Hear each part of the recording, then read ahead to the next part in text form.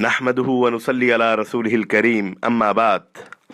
نبی مکرم صلی اللہ علیہ وسلم نے حضرت عثمان رضی اللہ عنہ کی خلافت کی پیش گوئی فرمائی تھی۔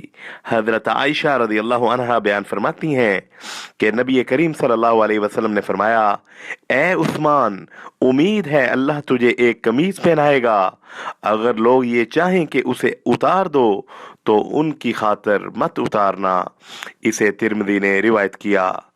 لسان رسالت مآب صلی اللہ علیہ وسلم نے حضرت عثمان رضی اللہ عنہ کو شہید کا تمغہ عطا فرمایا۔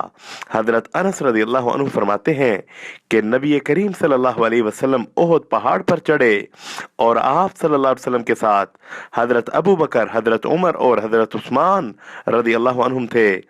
پہاڑ ہلنے لگا تو آپ صلی اللہ علیہ وسلم نے فرمایا، احد ٹھہر جا۔ حضرت انس رضی اللہ عنہ فرماتے ہیں، میرا خیال ہے آپ صلی اللہ علیہ وسلم نے احد پر اپنا پاؤں مبارک مارا اور فرمایا، تیرے اوپر ایک نبی، ایک صدیق اور 2 شہید ہیں۔ اسے بخاری نے روایت کیا۔ شہادت سے ایک دن پہلے خواب میں رسول اللہ صلی اللہ علیہ وسلم نے حضرت عثمان رضی اللہ عنہ کو اپنے ساتھ روزہ افطار کرنے کی دعوت دی۔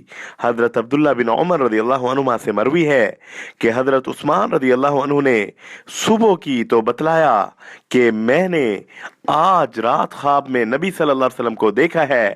آپ صلی اللہ علیہ وسلم نے ارشاد فرمایا، اے عثمان، ہمارے ساتھ روزہ افطار کرو۔ اگلے روز حضرت عثمان رضی اللہ عنہ نے روزہ رکھ لیا اور اسی روز شہید کر دیے گئے۔ اسے حاکم نے روایت کیا۔ وصلی اللہ علی النبی الکریم۔